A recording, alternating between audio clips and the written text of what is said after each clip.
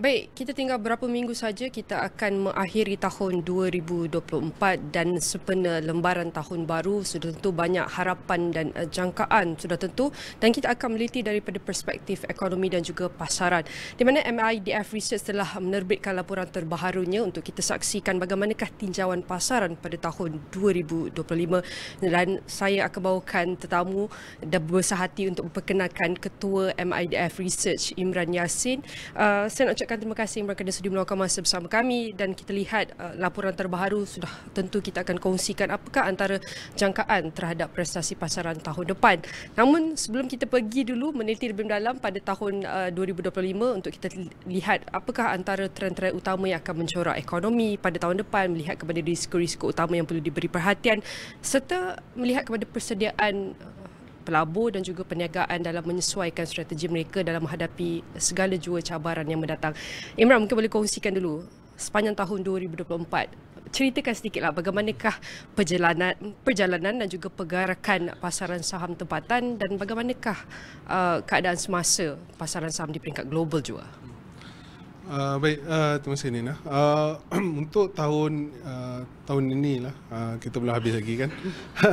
Jadi kalau kita lihat daripada permulaan hingga kini, pasaran saham IBM Kelsian menunjukkan prestasi yang amat memberangsangkan lah. Kalau kita lihat dalam lingkaran 10 hingga 11%.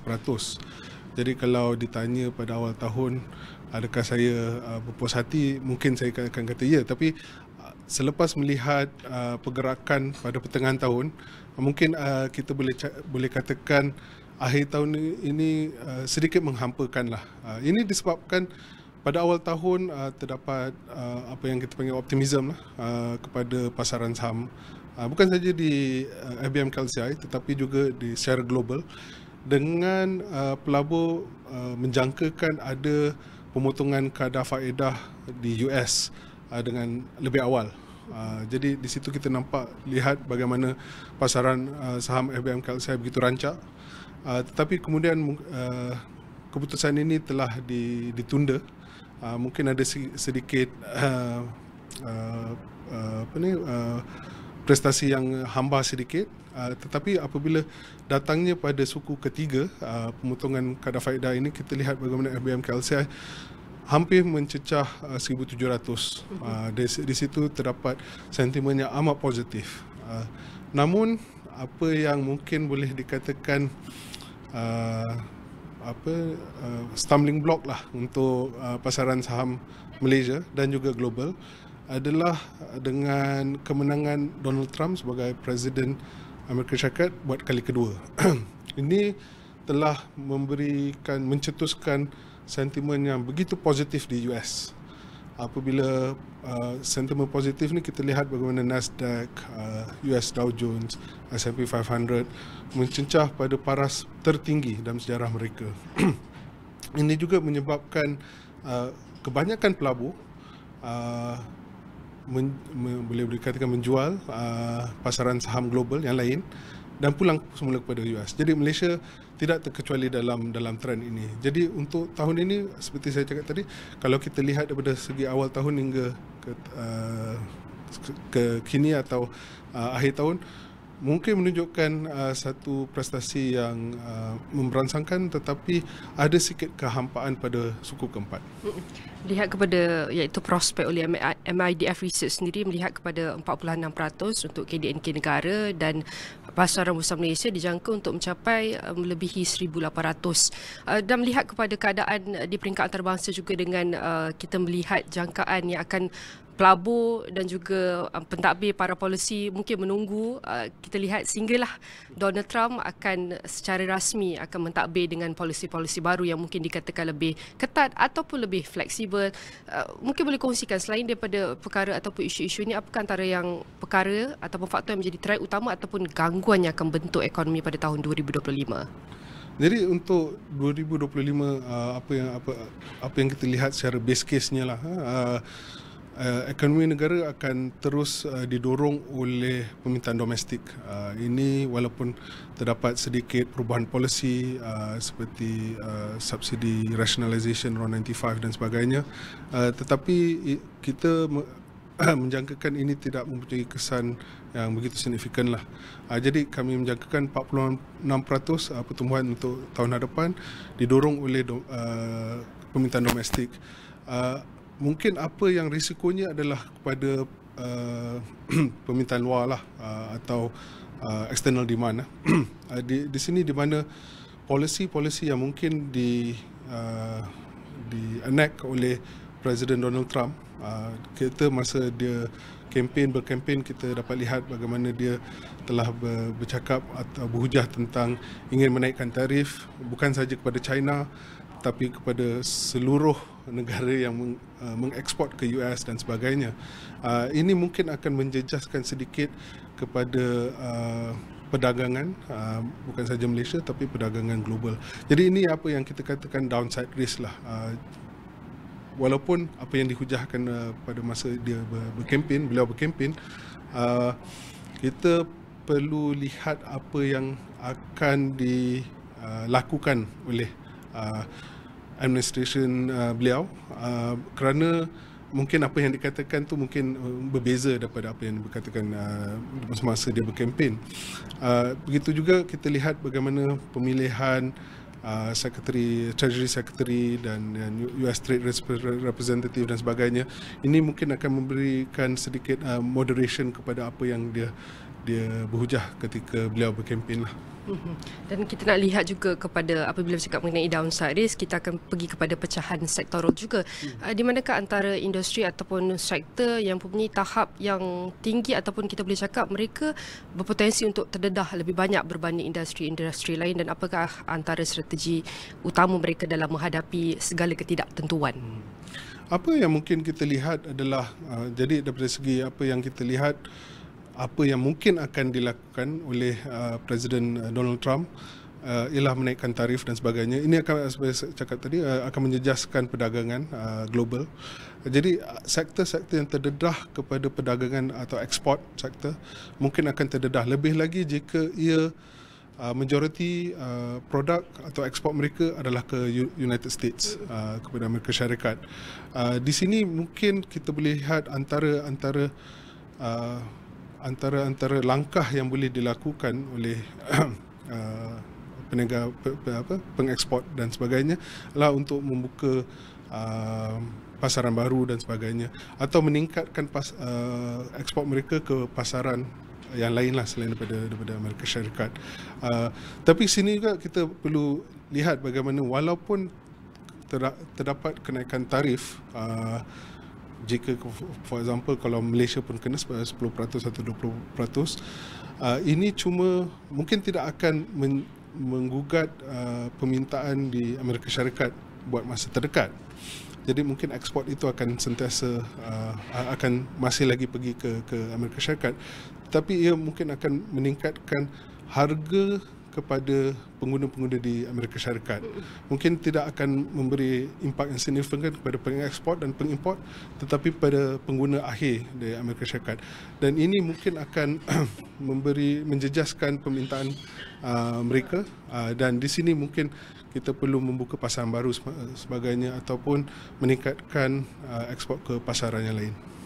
Dan kita nak lihat selain daripada perancangan polisi yang dasar yang ultimately akan memberi pengaruh kepada pasaran saham tempatan, bagaimana untuk kita meneliti sejauh manakah dasar monetary oleh bank-bank pusat ini dapat mempengaruhi trajektori ekonomi Malaysia? Daripada segi ekonomi, jadi kita boleh lihat trajektori bank-bank pusat yang lain daripada dua sudut, satu ekonomi dan satu pasaran lah.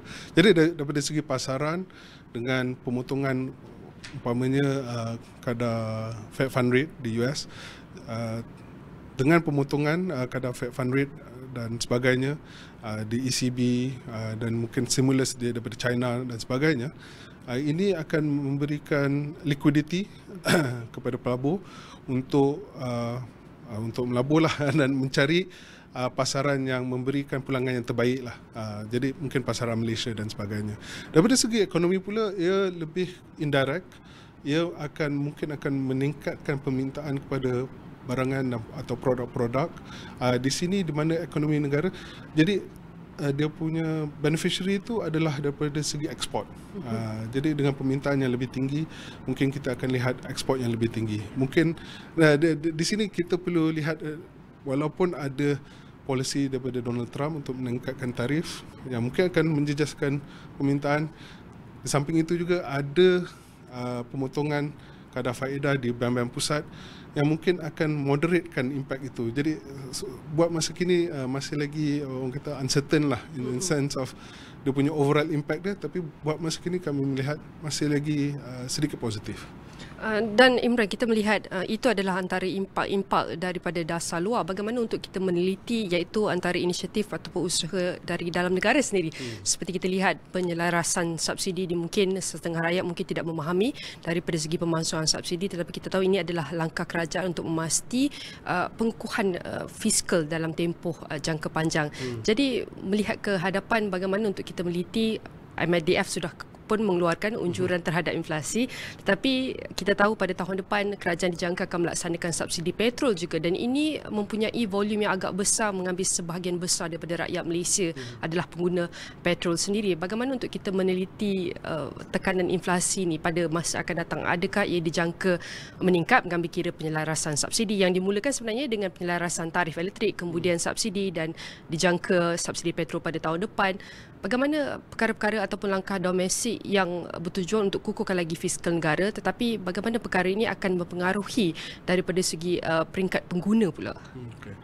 Daripada segi inflasi, kalau kita lihat, kami menjangkakan inflasi yang lebih tinggi untuk tahun hadapan, memandangkan terdapat penyelesaian subsidi RON 95 lah. Tapi kita juga boleh lihat di mana walaupun inflasi yang sedikit lebih tinggi, ia tidak begitu tinggi lah kalau kita tengok overall. Ini disebabkan masih lagi terdapat 85% daripada penduduk atau rakyat Malaysia akan masih lagi enjoy subsidi. Ini apa yang dicakap oleh Yang Muhammad Perdana Menteri ketika membentangkan bajet. Jadi di sini mungkin permintaan pengguna mungkin tidak terjejas terlalu tinggilah. Jadi mungkin permintaan tahun hadapan kami menjangkakan masih lagi boleh dikatakan robust atau teguh. Dan ini juga penting seperti Nina cakap tadi untuk langkah konsolidasi fiskal negara. Kenapa ini penting adalah satu ialah untuk membolehkan kerajaan untuk berbelanja lebih untuk membantu projek-projek yang untuk membantu rakyat dan juga projek-projek pembangunan seumpamanya.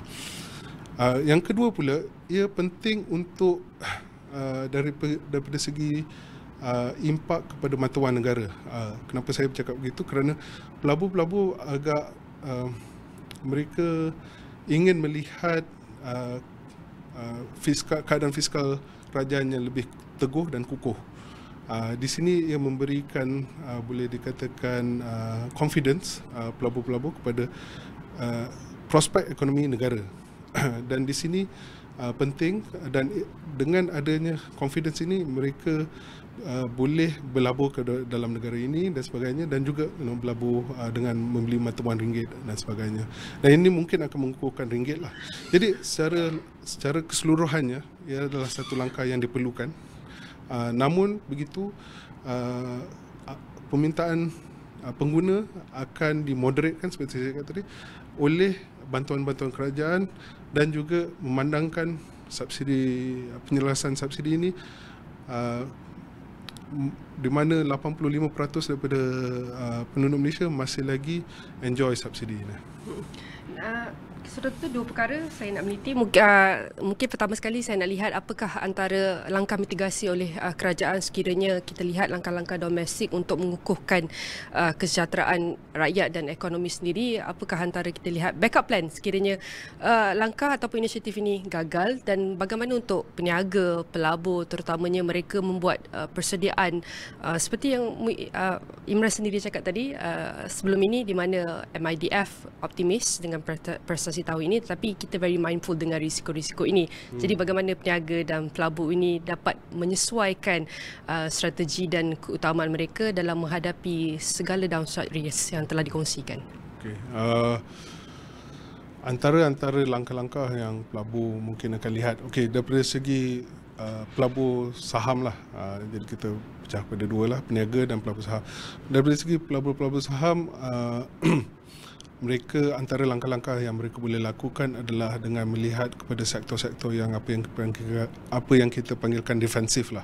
Apa itu sektor defensif? Adalah sektor-sektor yang walaupun apa-apa terjadi kepada ekonomi, rakyat masih memerlukan atau pengguna masih memerlukan khidmat atau produk mereka. Jadi sektor seperti utilities, banking, perbankan, sektor healthcare, sektor consumer, ini adalah boleh dikatakan sektor-sektor defensif lah. Jadi pelabur-pelabur boleh melihat pada sektor, untuk melabur di sektor-sektor defensif, ini akan mengurangkan risiko daripada downside risk. Di samping itu, kebanyakan sektor-sektor ini memberikan dividen yang boleh dikatakan memberangsangkan. Umpamanya apa yang kita jangkakan, Maybank mungkin akan memberikan dividen sebanyak 7% dividen yield. Jadi di sini ia memberikan bukan sahaja boleh merendahkan risiko daripada downside risk, tetapi boleh memberikan pulangan daripada segi dividen. Untuk peniaga-peniaga pula ada sikit sukarlah jika peniaga lebih kepada ekspor, seperti saya cakap tadi, mungkin untuk melihat membuka pasaran baru atau meningkatkan ekspor mereka, contribution ekspor mereka di pasaran yang sedia ada selain daripada Amerika Syarikat dan sebagainya. Another langkah yang lagi satu, mungkin peniaga-peniaga boleh lihat daripada segi untuk memfokuskan effort mereka kepada pasaran domestik lah. Kami menjangkakan pasaran domestik masih lagi teguh, masih lagi robust tahun hadapan. Jadi mungkin ini akan mengurangkan impak yang akan datang daripada external factors lah. Dan kalau boleh saya nak tambah juga mengenai belanjawan 2025, apakah antara langkah-langkah dalam bajet ni akan menyokong ataupun menjejas sedikit kestabilan pasaran? Kami melihat daripada segi pasaran, impak pada pasaran mungkin agak neutral. Ada sektor-sektor yang akan memberi satu impak yang positif, seperti sektor pembinaan, construction sector. Ini disebabkan development expenditure yang bernilai 86 bilion untuk tahun hadapan, dan juga projek-projek infrastruktur yang lain dan sebagainya. Tapi kebanyakan sektor kami lihat adalah sedikit neutral. Lagi satu sektor yang mungkin boleh dikatakan sedikit positif adalah daripada segi consumer sector, di mana kebanyakan bantuan-bantuan kerajaan dan sebagainya akan mengekalkan permintaan kepada produk-produk di consumer sector. Tetapi mungkin ini akan net off by the subsidy rationalisation lah yang akan datang.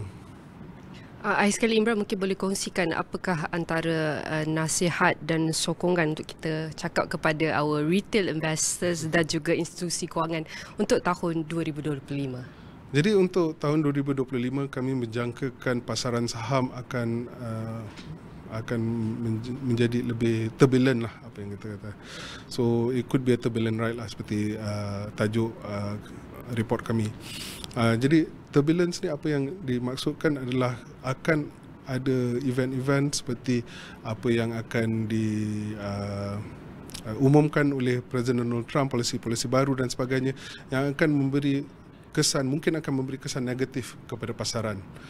Jadi untuk ride out turbulent period ini, walaupun secara keseluruhannya kami bersikap positif, optimis kepada pasaran, tetapi terdapat turbulent period ini. Jadi untuk ride out turbulent period ini adalah mungkin masa untuk pelabur-pelabur ada retail ataupun institusi untuk melihat kepada sektor-sektor yang defensif, seperti saya cakapkan tadi, di mana walaupun apa yang terjadi kepada ekonomi, sektor-sektor ini mempunyai pendapatan yang begitu stabil dan juga memberikan dividen yang agak memberangsangkan.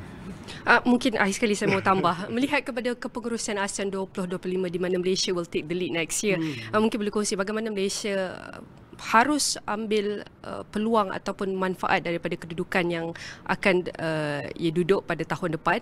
Mungkin boleh kongsikan apa yang mereka boleh belajar daripada rakan-rakan serantau di peringkat ASEAN untuk membina pasaran yang lebih berdaya tahan untuk menghadapi dalam apa jua cabaran. Okay.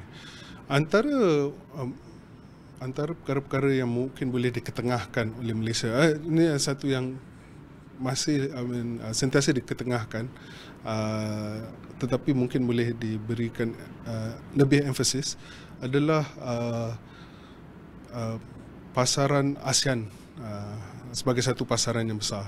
Maksudnya intra-ASEAN trade lah. So, maksudnya kalau kita lihat di Eropah ada EU dan sebagainya, dan mungkin di ASEAN kita perlu ada more trade walaupun kita banyak berdagang sesama negara ASEAN, mungkin meningkatkan lebih lagi.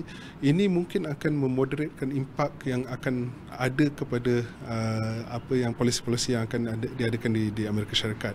Di samping itu juga Malaysia boleh mengambil kesempatan ini untuk mewakili ASEAN sebagai satu blok untuk membuka pasaran-pasaran baru atau mengukuhkan partnership atau collaboration yang sedia ada, seperti umpamanya BRICS lah, katakan BRICS yang di mana Malaysia telah menjadi rakan negara. Di sini Malaysia boleh membawa ASEAN sebagai satu blok untuk meningkatkan kolaborasi di antara negara-negara BRICS, umpamanya dengan Russia, dengan Brazil dan sebagainya. Dan ini adalah pasaran-pasaran yang di mana negara ASEAN mungkin tidak banyak ada exposure tu lah, in a sense lah. Banyak yang telah dikongsikan oleh Imran. Itu dah antara perkara atau faktor yang boleh kita jangkakan pada tahun 2025. Bagaimanakah antara langkah-langkah ataupun faktor-faktor ini akan mempengaruhi hala tuju dan juga sentimen pasaran pada tahun depan. Sekali lagi saya nak ucapkan terima kasih kepada Ketua MIDF Research Imran Yassin. Setelah itu kita akan jumpa dan berbincang lagi mengenai. Kita jumpa pada next week minggu depan. Baik, itu adalah perkongsian untuk kita meneliti apakah antara faktor-faktor yang akan membentuk ekonomi dan juga pasaran pada tahun 2025. Sudah tentu setiap petunjuk ataupun kupasan lebih mendalam oleh Ketua MIDF Research oleh Imran Yassin ini akan kami rangkumkan dalam astrawani.com dan di semua platform digital Astro Awani.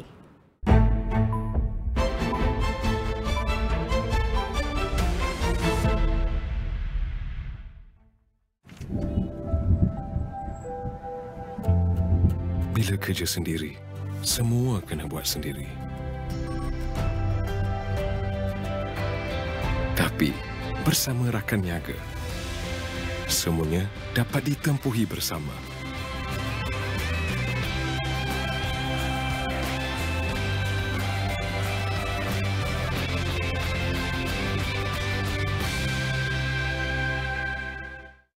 Kementerian Dalam Negeri memberi lampu hijau supaya pengesanan dadah dilakukan terhadap pengguna web. Tahap integriti warga polis di Raja Malaysia PDRM masih membimbangkan walaupun peringatan dan amaran diberikan berulang kali. Anwar menegaskan bahawa negara ini tidak mengiktiraf Israel secara de jure meskipun keberadaan negara itu di peringkat antarabangsa. Malaysia tidak akan meminda peta sempadan maritim dan tetap mempertahankan kawasan dan kedaulatan negara di Laut Cina Selatan.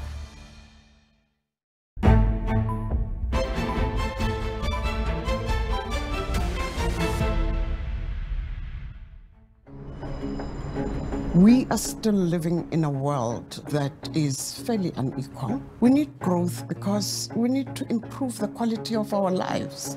We see sluggish growth year after year after year. Richer countries doing much better than poor countries. We have accelerated the use of natural resources. We're realizing that prosperity has destroyed the planet. We need to redefine what prosperity is. In today's world, nothing is static. The number of external shocks is higher and they're deeper. At a time of profound geopolitical uncertainty, we do have to make significant corrections in the way we organize ourselves globally.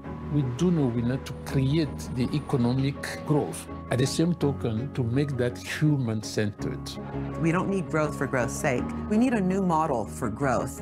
If we talk about classical GDP growth, the productivity is the most important thing. But you don't cover, for example, well-being, air quality. You don't cover the damage on the natural resources.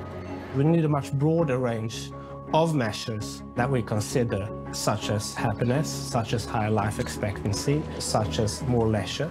Is there value just in seeing simply a high growth rate? We are seeing increasingly that people who have a relatively high GDP per capita income, that they're ranking lower sometimes in happiness.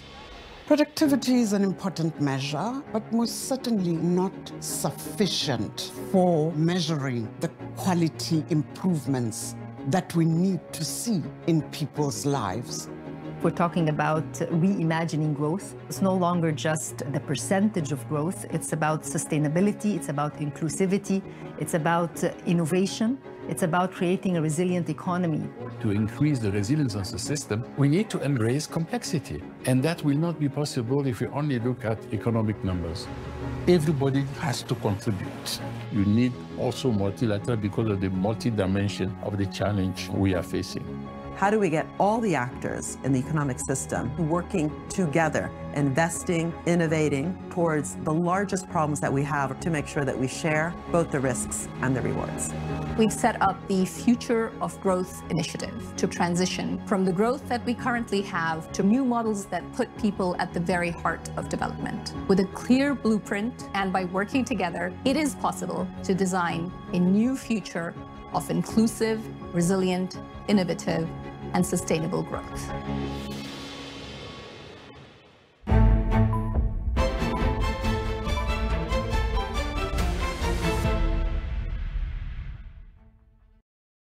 Malaysia sebenarnya berada di kedudukan kedua terburuk di dunia berkaitan keseimbangan hidup dan kerja. LRT3 sudah akan mula beroperasi suku ketiga 2025. Kerja-kerja fizikal dan penstrukturan sudah mencecah 95%. KPM sebenarnya sedang memperincikan cadangan untuk menyediakan allowance kos sara hidup tingkatan 6. Libat urus antara umat Islam dan agama lain penting supaya dapat mengelakkan ataupun membawa kepada Islamofobia.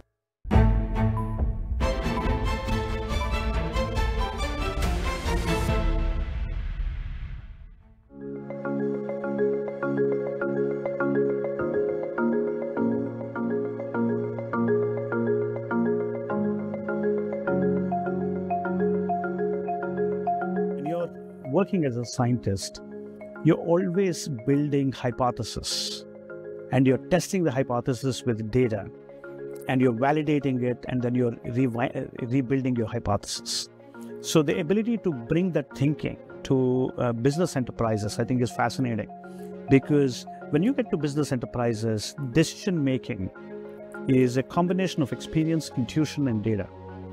And building the thesis, building the hypothesis, tweaking it, iterating it, creating an iterative approach, and the ability to start to see what is coming on the way and assimilating that to make impact for your business, I think is what I love.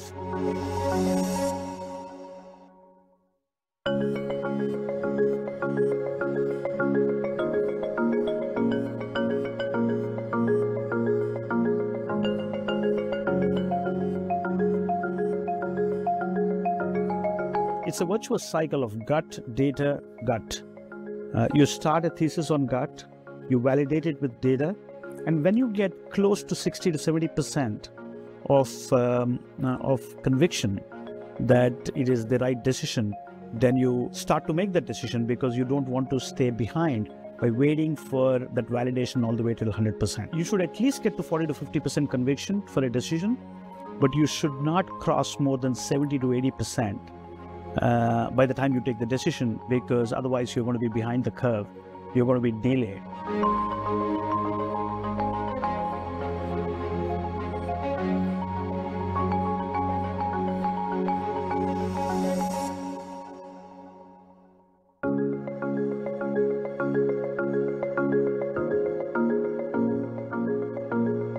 I'm a believer to surround myself with people who are not like me. I'm a believer to surround myself with people who I can work with, but I should be able to work with them even if I disagree with them. So I have a lot of things around me which are very heterogeneous. Growth lies in heterogeneity. I believe vulnerability is a strength, it's not a weakness. So as a CEO of the company, if I'm able to express my weaknesses, and if I'm able to ask questions which I should not be afraid of, I think it gives a sense of comfort for the rest of the company to stay vulnerable.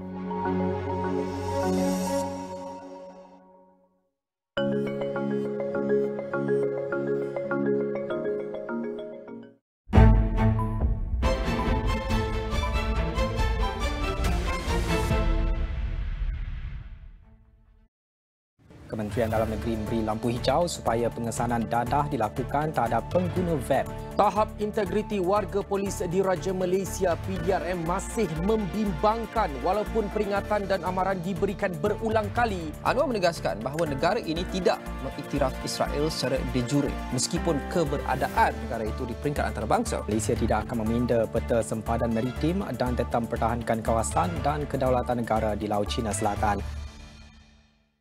31 Disember ini, ayuh bersama di konsert Countdown Meletup 2025 untuk menyambut tahun baru dengan penuh makna. Raikannya bersama Aina Abdul, Sheila Amzah, Datuk Lamli Sarip, drama band dan ramai lagi. Datanglah beramai-ramai dengan seluruh keluarga anda. Jumpa nanti di Symphony East, IOI City Mall, Putrajaya. 31 Disember ini, jom usah konsert Countdown Meletup 2025. Semua dijemput.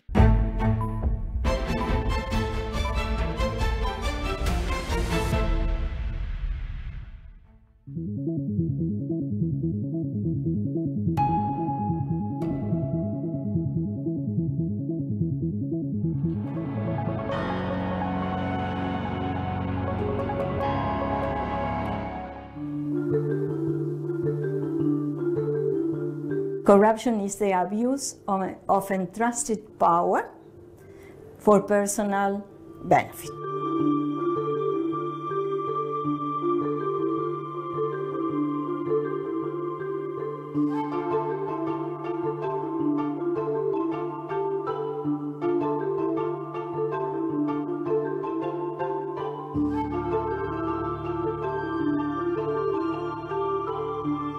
Corruption deprives society for the resources needed to solve the real problems of the people around the world. In the different countries, different problems.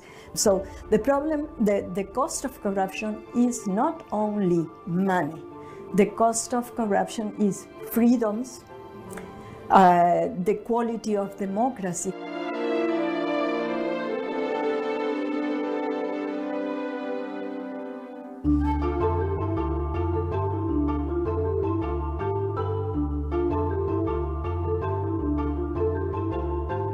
Corruption has to do with greed, has to do with discretionality, has to do with some kind of imitation. Everybody does the same. Why wouldn't I? Or in this company, everybody is bribing our competitors. Why wouldn't I?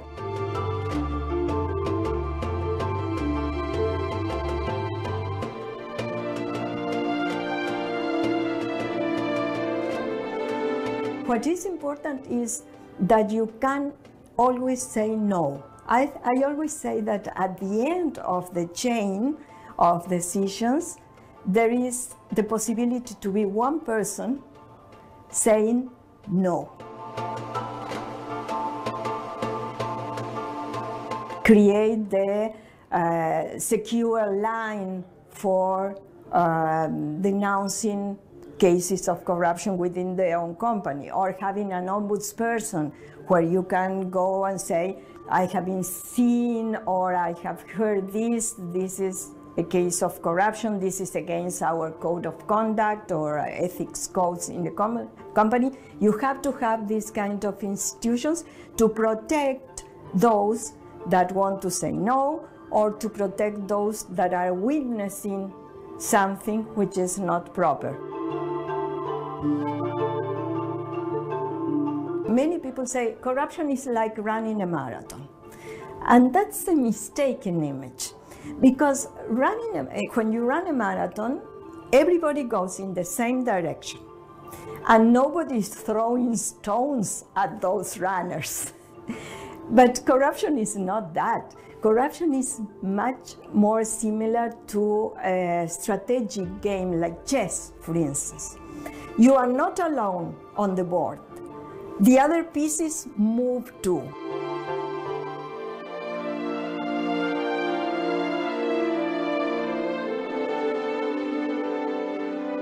One important thing is to convince from the board down and to have the commitment of everybody in a company, the commitment to integrity, because integrity is good for business.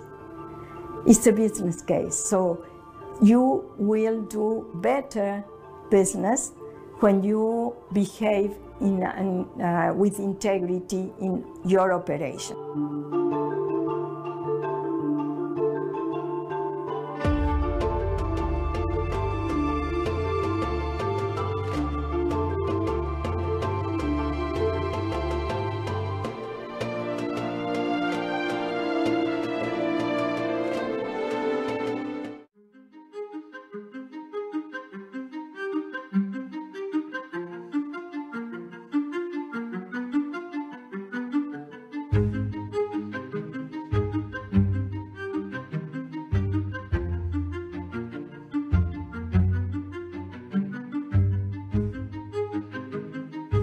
I think one of them has to be preservation of existing resources.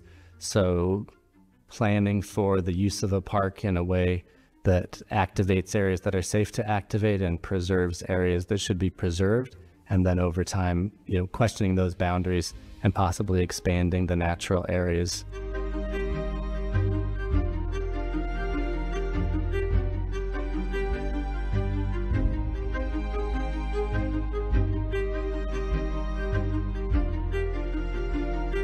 Butterflies serve as pollinators for the native plants. They serve as food for birds and other animals. So it's just part of stitching back together the whole web of life here in the park.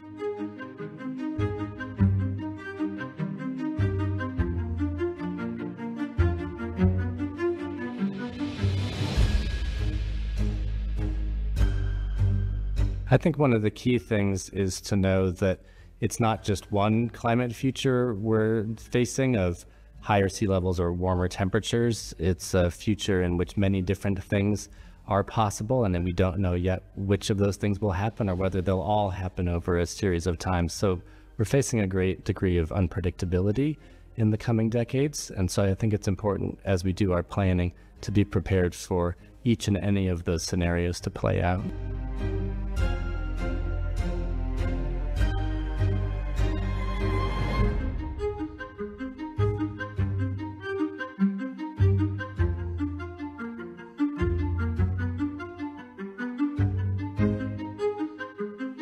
At the Presidio Trust, we are fully self-sufficient. We receive no standard allocation from the government each year, and we earn the income through rents from our properties, as well as events that we permit and parking fees that we collect, and that money goes in to support our restoration and preservation efforts and ongoing park development.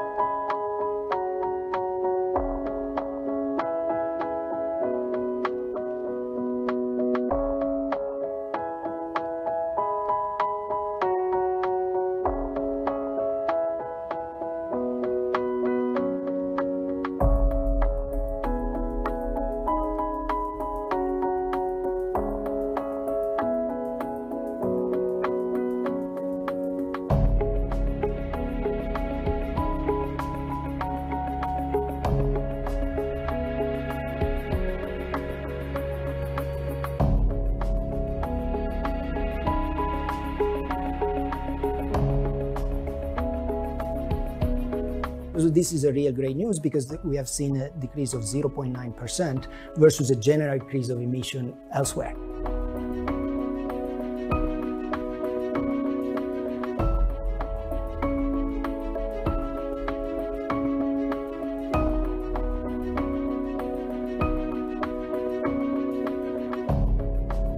So there are 5 sectors in particular where we have seen an improvement. Top of the gum is the aluminum with 14% reduction, and this is mainly due to electrification with clean power of their system. And then we have cement, chemical as well, with good improvement, as well as trucking and aviation in the transport sector.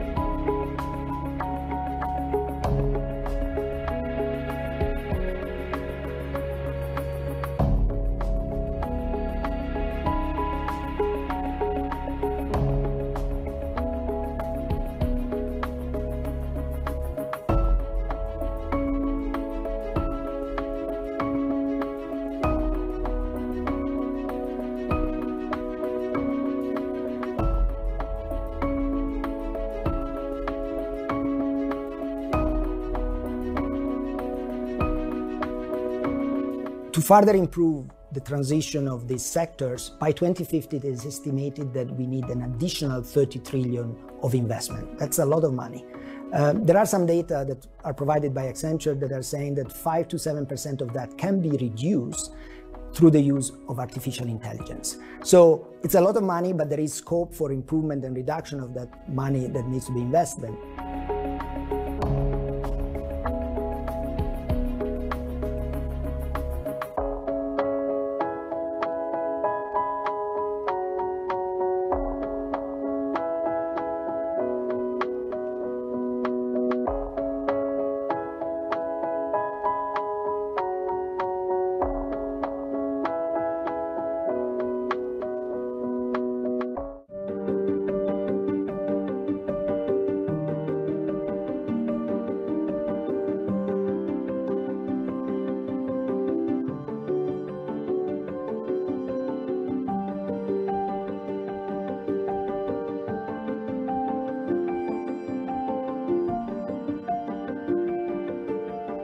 Think of the extreme heat and storms that we're seeing all over the news.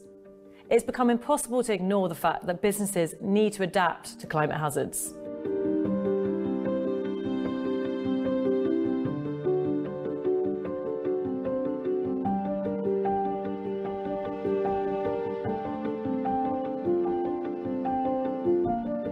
The science is clear.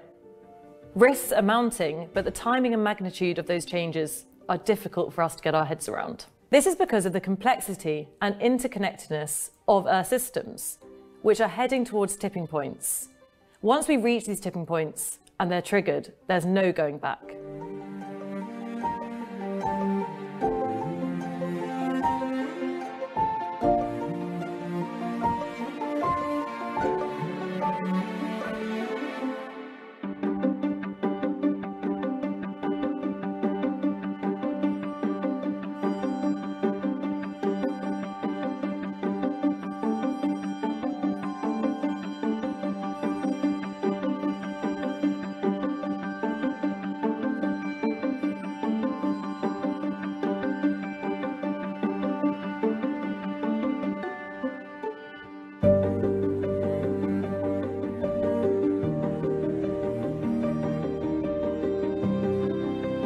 Businesses might be focusing on net zero, but they also need to adapt and protect themselves from the environmental challenges that are coming. But it's not all bad news.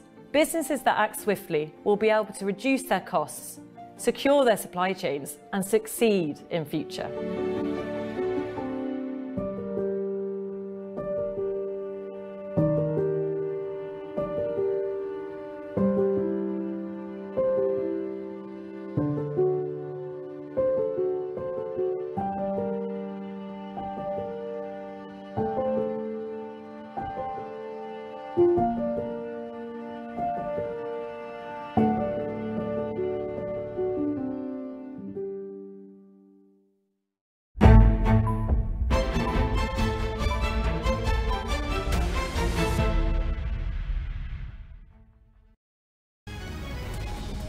University Malaya UM is expected to offer a cardiothoracic specialist training course this October. There will be no U-turn on the implementation of the Vehicle Entry Permit VEP for all foreign vehicles entering Malaysia from Singapore. Diesel sales at petrol stations have decreased by 30% within the first week of the fuel subsidy rationalisation on June 10th.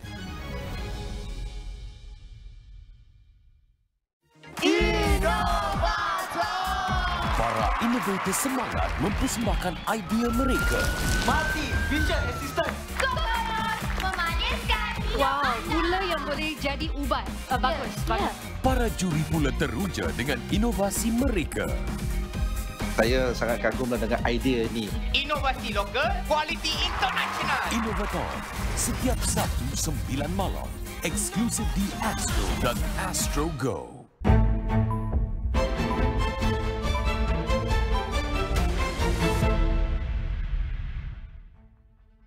Hello and welcome to Niaga Spotlight with me, Tamina Kausji. Niaga Spotlight goes through the week in economic analysis and future affairs. Well, today on Niaga Spotlight, we are taking a look and examining the migrant repatriation program as well as socio-economic impacts. A couple of facts before we move deeper into the discussion with our live guests in the studio. Now, as of November 2024, Malaysia has an estimated 2.4 million registered migrant workers, and of course they are a vital part of the Malaysian economy, quite often in invisibilized sectors or those that may not directly be connected to what is deemed as migrant labor.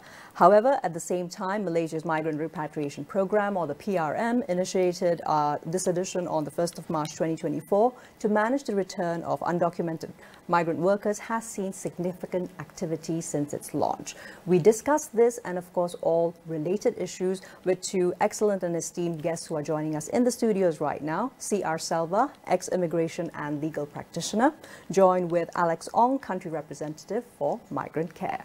Gentlemen, a very good morning. How are you doing? Good. Good. Thank you, Dana. Fantastic. So very good to have you with us in the studios for this timely discussion. If I could target the first area that I would like to open up this very broad discussion and narrow down quite quickly to Alex. Alex, tell me what are the primary objectives of the ongoing Malaysia's Migrant Repatriation Program, or the RTK for short in Malay, and how are they aligning with the country's broader immigration policies? Thank you, Mina. Thank you for inviting me to this show. The way we look at this particular matter, right, it's a very routine practice by the Malaysian government since 1989 until the latest was actually the Go Back for Good program, RTK1, RTK2. So RTK program is actually separated in two stages. RTK1 is for the regularization. RTK2 is actually that is going to end by the end of this year. It's going to be on the Go Back for Goods, what we call practices. Over the years, if you look into the policy matter, our immigration is only focused mostly on the surveillance of this irregular migrant. There is a still lack of the management of the migrant worker per se. So as what we can see is that it has been repeating for the past 40 years. And then there are a lot of movement, but no progress. And then the irregular migrants community is at least growing. And then there's lack of very in-depth understanding of the bureaucrat in terms of what they want. So when we look into what we call the program, let's say for example, we take the nearest in the year 2011, we have the 6P program, then we have the rehiring program, then we have the 3+1, then Go Back for Good. And there are so many what we call this type of engagement to at least to collect the database of this migrant. But what has been done? Is it any positive policy management to at least to mesh out with the labor dynamic of the Malaysian economy?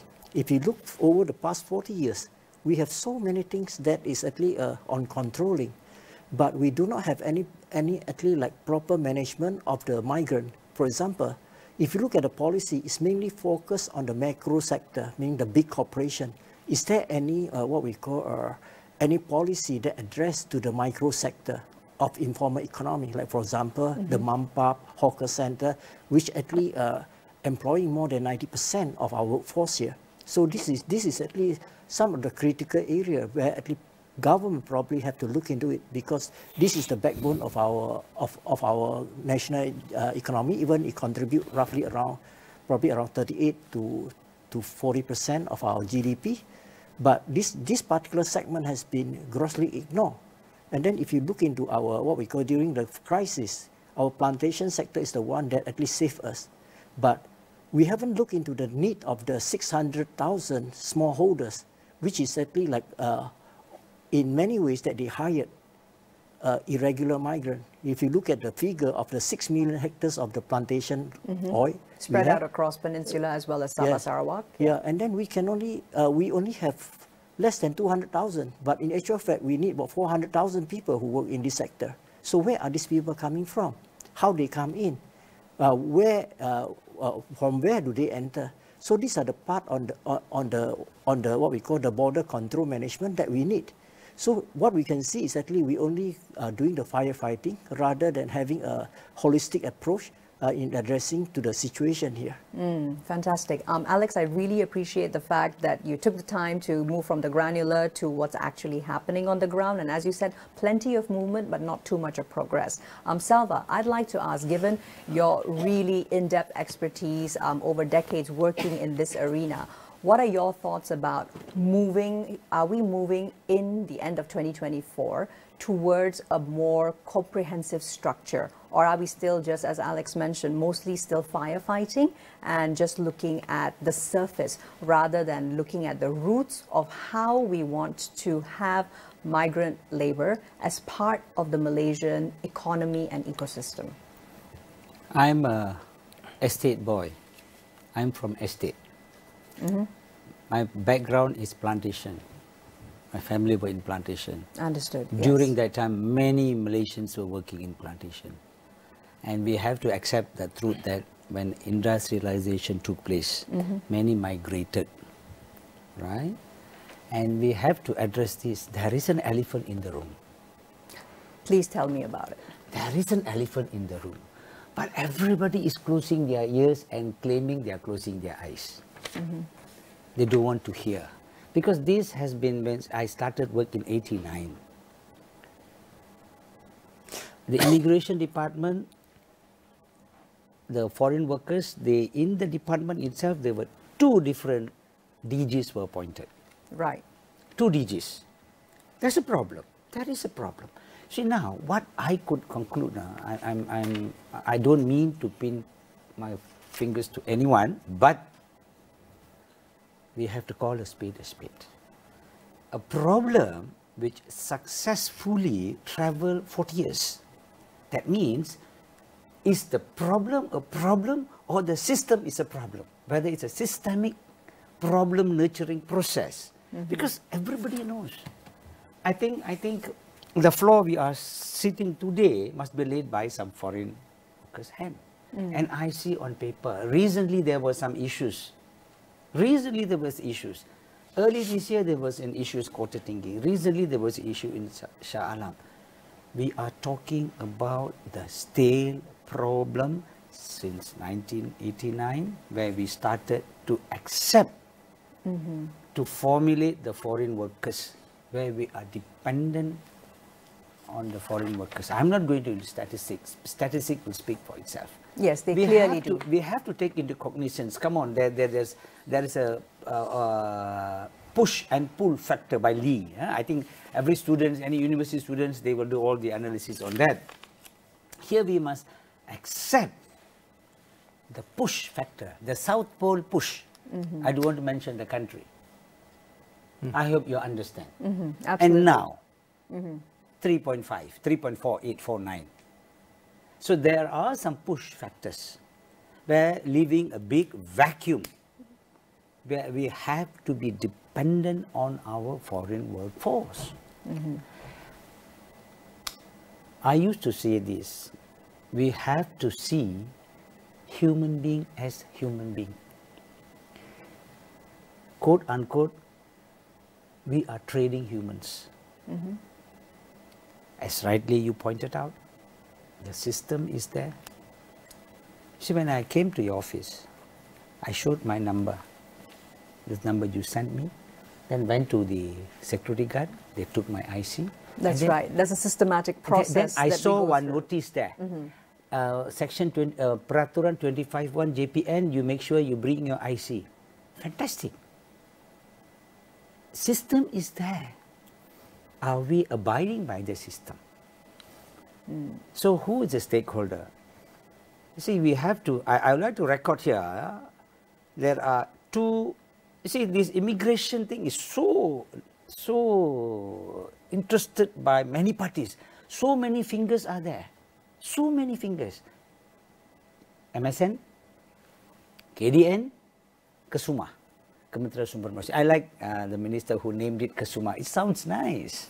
Sounds integrated. Sounds very integrated. But now, you see, I and Alex was in the same independent committee. So we proposed this repatriation. I think I have given you some lead on that issue. I will just want to rewind a bit to 2021. Sure. Why 2021 in particular? We had a back for good that was in conjunction with our suggestion in our independent committee report. You see, I'm asking you a question, Mina. If you lost your IC, will you look for anyone? Oh, absolutely. There are structures and systems that you immediately go to. What you will do? You will go to police station. You will report. That's right. Then you will go to JPN. Do you will say, hey, Selva, I'm going to immigration. Can you help me? Will you do that? No need. No, certainly not. You will walk in. Let's say your main renewal. Hey, Selva, I need to renew my foreign maid. Any friends there or not? Many. I'm sorry. If this is what, even though I am retired almost 15 years, still my people renew my relationship because renewing passport and renewing their permit, they still contact me. Why? Because the system, the system. Why JPN? Why immigration always have this problem? It is the problem which need to be addressed. Why we always use the word address to address problems? Because the address, there is no recipient. Nobody want to receive the problem. So you have clearly identified the issue here. Now, I would quickly like to move back into furthering the discussion.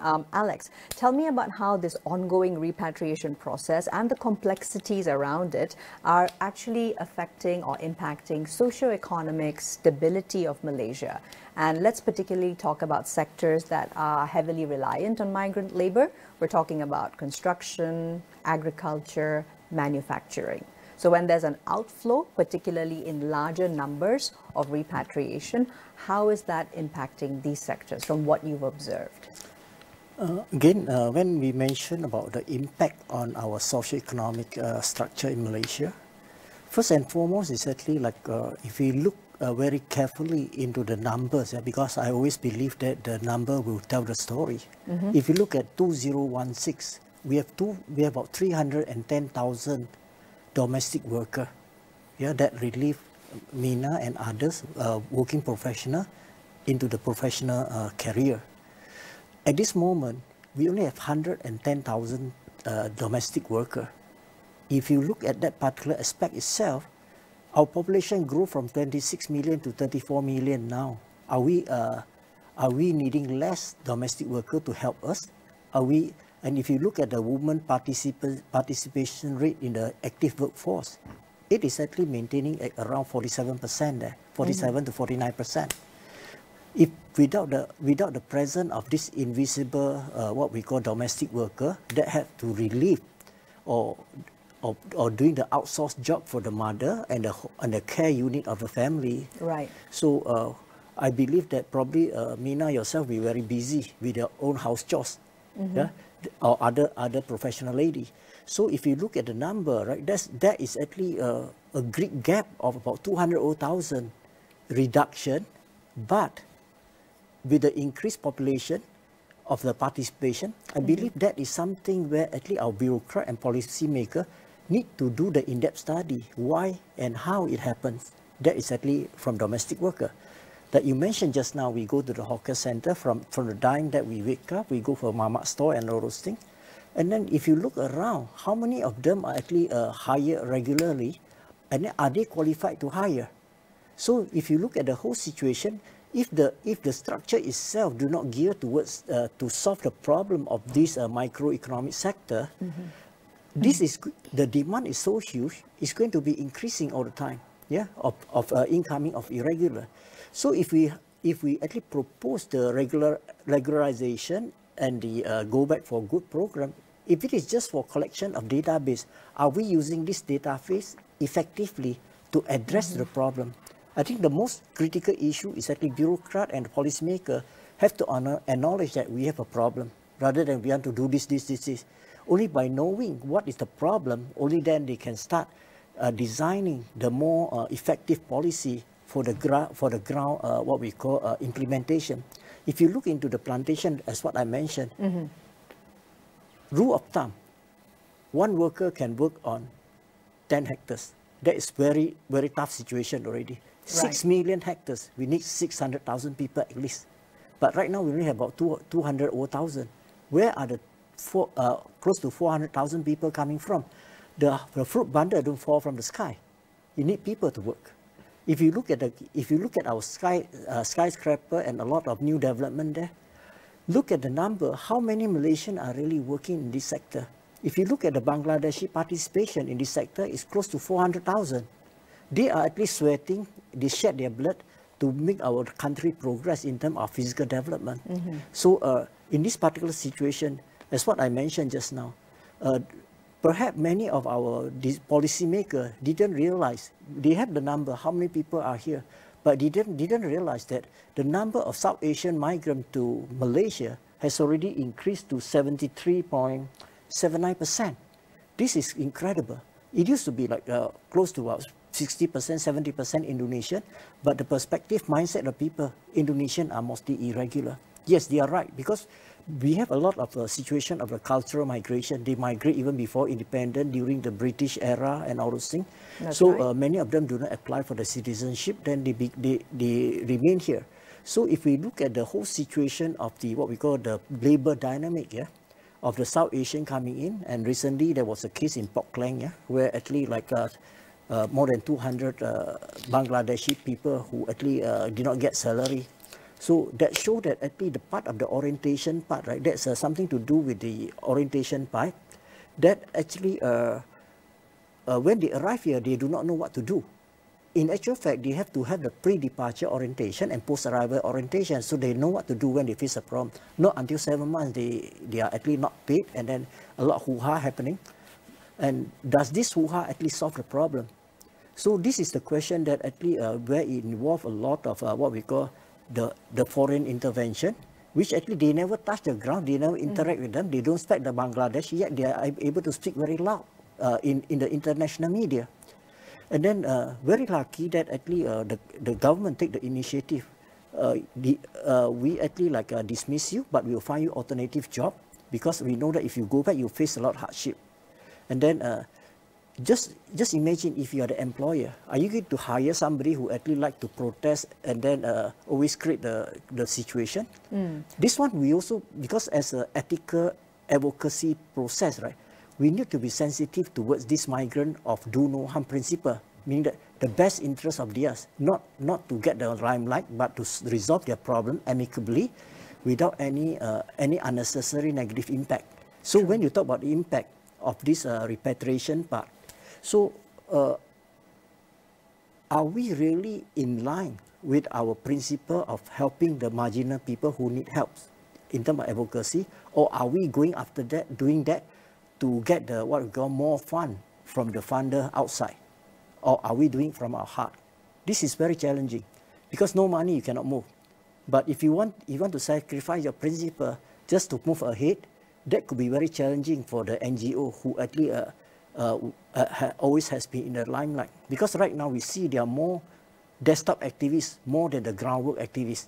Yeah. And I hear you particularly when you talk about the fact that there is limelight. However, I think that can be misconstrued as being a certain specific attention being paid, but actually it is trying to expose wider systemic issues. Yes. Alex, I really appreciate the fact that you also focused on the feminization of one sector at least, which is of course paid domestic work by migrant women, and how that also relates back to bigger labor market issues, availability and also lack of female LFPR from Malaysia, and solving some of these broader sectoral impacts. Thanks very much for that. May I quickly move into perhaps some perspectives from Selva. So from your experience, what are some of the key challenges that are cropping up for migrants during the repatriation process when they have already taken that step where they have come to terms with, yes, fine, we're going to return back to country of origin.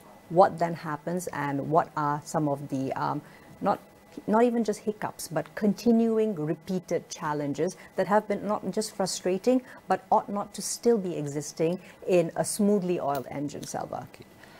I think there are several repatriation back for good, multiple offer by the government. See, when any offer, it shouldn't be qualified. It should be unqualified. Initially, during our independent committee recommendation, our objective was very clear. We said, okay, whoever illegal here, okay, it takes two hands to clap.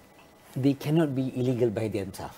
That's right. The authority also needs several to be processes and several steps. Processes. You know, apologies, Selva. We don't use the word illegal Undocumented. because undocumented or irregular. Irregular. Apologies for that. No problem. Okay. That's why we are very good in using the jargons, you know. But the fact is, we are not addressing. We are doing the nice icing, but we don't have a proper cake. We have fantastic icings, you know. All these jargons, all this exactly what the NGOs is talking about, the rights, but only icing. I'm talking about the cake. My concern is about the cake. You see, now I'm telling you, okay, all of you can go back. So I'm working for Mr. Alex. I'm a very good Mason. I can do wonderful day-breaking. Say, for example. Example, right. I'm very good. So now I'm illegal. So boss said, boss, I want to go back. Okay, go, Selva. Suddenly there's another bombshell. Whoever goes back be for good, you will be, this is a code, that you are blacklisted for life. So now you tell me. That impacts obviously your socio-economic opportunities as a migrant worker overall in the global landscape. Exactly. If I return today, I cannot come back. It's not only me, my family's livelihood will be at stake. Even Mr. Alex's business will be at stake. Oh, what business am I in now? You understand what I mean or not? These are the things where there is no uniformity. See, government, as a government servant, let me put it to you very clearly. Government works, operates on policy. You say anything under the sky. If there is no policy, no point talking. There is a policy. You have to accept. So this repatriation program, there is a policy. See, government is like a railway track, you know. You cannot U-turn. If that is the policy, you have to follow. Unless in private, we can make a U-turn. We are on the road. So government is abide by the policy. So when you tell them, okay, come everyone illegal, go back. Again, illegal, please. Undocumented, all right. The irregular, they are allowed to leave, and then with the hope they can come back. When you put this embargo there, you cannot come. So all will pull the handbrake. So that's why I think last year, the reason one, the reception for the irregular migrant to repatriate was very messed up. No, it was not as expected. Very minimal because of these embargoes. So you are sending them off with the hope you can welcome, but it's a one-way send-off. So I think, my opinion, this is my personal opinion, there ought to be pathways perhaps for reintegration once they are documented. Everybody must speak the same language. That is my concern. I think as far as this matter is concerned, excuse me for interrupting, actually what I feel is actually like we actually do it the ASEAN way. No circumvention, no intervention. There's we may have the regionalization vision, but to what extent this regionalization has been put into practice? You look at the Aicher, it has been years that actually how far we are actually just talking in a big international forum about regionalization. We are about 800 million people. We are such a big market of the labor market supplier, labor market end user. But in what way that actually the diplomacy among the ASEAN countries, like in ASEAN, the biggest recipient are actually Thailand and Malaysia, for the migrant worker. The biggest supply is from Philippines and Indonesia at this particular moment, and also to a certain extent Vietnam and Myanmar. So in this particular situation, we have a lot of talk. But do we really have a very serious diplomacy in engaging with the what we call irregular migration matter? Are we going to open up like the EC, where actually the EC member can have their citizens go to anywhere to work without any much hindrance? It seems like we talk a lot, but do we have any vision or studying the European system, the EC system in adopting that will actually allow the flow of the labor surplus country to the labor what we call deficit country? This is very challenging. So we are actually very protective. Everything we mention is about national security, but from the what we call from the NGO perspective, we are talking about human security, not just the national security. And then when we want to do repatriation, do we have a proper conversation with the sending country in terms of the preparedness for the reintegration? Because if their country is not prepared for the reintegration, they go back for a while. They will come back anyway. That's right. They will find some way, and in general, that will be via undocumented means once again. And so I really hear you on the fact that it leads to a cyclical repetition for the same migrants in question, right? Quite often. Gentlemen, thank you for the discussion so far. We take a quick break, and we'll be right back with Niaga Spotlight. Don't go anywhere.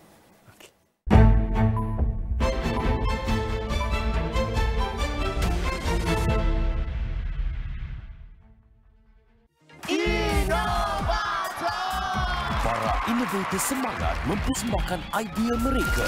Mati, Vision Assistant. Kokoros memaniskan. Wow, gula yang boleh jadi ubat. Bagus, bagus. Para juri pula teruja dengan inovasi mereka. Saya sangat kagum dengan idea ni. Inovasi lokal, kualiti internasional. Inovator, setiap Sabtu 9 malam. Eksklusif di Astro dan Astro Go.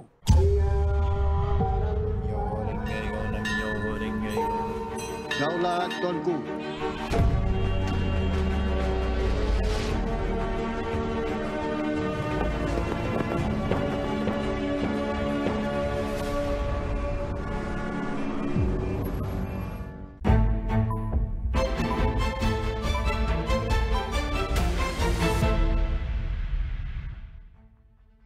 Welcome back to Niaga Spotlight, still with me, Tamina Kausji. And today we're, of course, discussing the migrant repatriation program as well as socio-economic impacts, together with C.R. Selva and Alex Ong joining us live in the studios. Alex, I'd like to refer back to something you were briefly mentioning, which is that when migrant workers come into Malaysia, whether documented or undocumented, they quite often are here for at least medium to even very, very long term. Now, what could be some of the broader impacts of this, and is there a way to reformat this system whereby, in a sense, there is a pathway for migrant workers to have options rather than only, in that sense, staying here ultra long term? I think it has to do with the structure about the government policies matter. For example, in Sabah, we do have what we call the migrant allowed to bring their spouse in, to bring their children in, but at least all these people are in the government database. That at least they are when they come here, the Sabah state government is giving them the children what we call the opportunity to study and to prepare them for the reintegration. That actually it can be bring to the positive development that actually the migrant will know that they are going back to their home country one day, they are not belonging here. As compared to the migrant in Peninsula, actually the children that were born here is actually without any proper recording. If you go to the plantation, you can see one family have 4 children, 5 children. Recently, my visit to one of the area in Semenyih, she's only 24 years old, already 4 children. Next one is coming on the 5th one. He came in at the age of 14. So they actually play a lot with the Facebook. They found their love soulmate, and then they just stay together because they cannot get married. So the children born like a ladder, you know. And there's also the issue of, when from a gender lens perspective, the fact that there's limited access to sexual and reproductive health and services, which leads to, of course, multiple children in a very short span of time, together with, of course, impacting health factors. But if you look into the long-term social impact, what are we going to do with these undocumented stateless children? They are neither Indonesian nor Malaysian. Absolutely. And then if you were to send them back, there's a common word that used by them. Gampang datang, susah pulang, meaning easy to come, difficult to go back. Because when they come alone. When they want to go back, they have to bring the whole caravan of the family member going back. And to go back to Indonesia, especially in Nusa Tenggara Timur, is very costly. It can cost at least 2,000 ringgit for one person to go back there. So is this particular matter has been discussed between the government, between the diplomat, how are we going to resolve this problem? Like for us in NGO, we are actually trying to get these stateless children registered to prepare them to go back by providing the community learning center. But however, it is against the immigration law because in immigration law, the student must actually qualify with a qualified parent, complying to the immigration law to study. But community learning center, you're just teaching the children about their country, about the elementary school things. It has become a very big hoo-ha that violate the Malaysia rectified what we call Child Rights Convention. But as what Mr. Sewa said, the country is ruled by law. Immigration law stated such, the law enforcement people just follow the track. But on the other hand, it's actually they don't look into the socio-economic impacts of this migrant. And then if in Sabah, there's actually we are facing the problem of lost generation. They were here, they already grown up, getting married here. They mindset, they are Malaysian, but they do not know about Indonesia. In this particular situation, they do not have education. They can only work to inherit what we call the hard labor work in the plantation, and they are stranded here. They cannot go back Indonesia. Their children cannot go back. They got stuck here. This could be another socio-economic problem that we are facing over here. If the policymaker is concerned, it need to incorporate with the foreign policy as well of how we are able to work out with the diplomacy with the sending country of at least like providing the reintegration program for these people. Not just keep on catching you, just send them back, but over there no job. How are they going to survive? And then this is actually a complex issue, but we have to face it day to day. And then it's just not just matter of like you catch and then you put into detention. Perhaps Seva was in the detention camp before. She should know that how much it costs the taxpayer for each person that you detain per day. Not just what we call feeding them. You have to maintain the staff. You have to provide the health care and everything. That it's an entire ecosystem by itself. Perhaps for this ecosystem itself, the policymaker need to understand in depth. Not just like they are here, they are illegal, we catch, we throw them away. They will come back anyway. So we have to find a long-term solution to that. And I feel that there's still very much lacking in the research gap on this particular matter. Thank you very much for highlighting those really pertinent points, Alex. Mr. Selva, moving back into the discussion with you and talking about the legal and human rights concerns that have really struck you as not only egregious, but something which becomes quite repetitive when it comes to the treatment of migrant, documented, and in particular undocumented workers in Malaysia. I would like to reiterate what my friend Alex has just mentioned. Sure. When you have regular migrants, they are regularized. If a construction worker, he's not permitted to marry. If he wants to marry, you need to cancel your pass, you leave the country, you have cooling off period, then you come in, you get married. We get no problem on that. The law is clear. Now another block here is irregular as what Mr. Alec rightly pointed out, at the age of 14 he came here. He got married, about 4 children, 16, 20. So he was here irregularly. And again, I'm coming back. We can have a wonderful system. We can have very good laws. Our country laws are excellent. We don't need to dive into the laws. The law is perfect. Talking about immigration law or any other laws, it's perfect. What I could suggest here is the enforcement. Because there is a way for people to maneuver, to find ways to be legal in another way.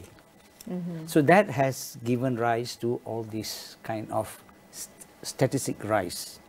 So otherwise, if a child is being born here, definitely it will be born in hospital. And especially in Lahadatu, because I was in Lahadatu, and one of my friend's daughter, she's a doctor there, and she was sharing her daily work experiences. And then how much that's the hospital face. I think they are the highest, that because all the irregular migrants, they come to hospital, they cannot tell them go back. They need to give them medical assistance. So that has contributed quite a number, because they will never come for the pink book, no pink book, nothing. So what I'm trying to say here is of course the system is there, the rule is there, but what my concern, which I can see here, is the enforcement is lacking. And the option to redress. I'm having a problem. I must be able to go and redress. Look, I've made a mistake. No, I'm irregular. I want to go back. There is no room for redress. And the promise of decent treatment also is at stake. So people don't have confidence. They would rather look for an agent than going direct to seek redress, whereby the agent will take them for another. Well, there's room for exploitation aplenty as well. So actually, excuse me, what I believe is actually Seva is mentioning about the regular way of getting treatment, giving birth. But what I'm dealing are the people, the real people in the plantation, in the construction kongsi, and also in the what we call in the vegetable farming and all this thing. Many of them, right, they don't even bother to go to the hospital. They have their own what we call bidan. Sensei. Midwives. Midwife to actually to deliver. So this is the situation. Is actually like if they know if they go to hospital, they will be immediately go to detention camp. I have a case of like less than 48 hours after delivering, it's already in Semenyih. So this is the situation, because when you talk about Semenyih, right, it's a very scary thing, you know, to these migrant people.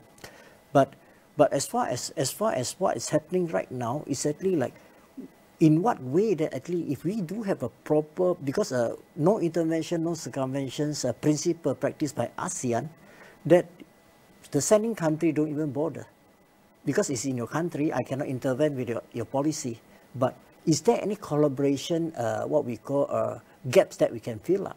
This is actually the part that we have to leave it to our foreign minister, our home affairs minister, and our human resources minister, that they have to come up with a solution. Even within Malaysian government itself, different ministry, they have a different KPI that they want to achieve.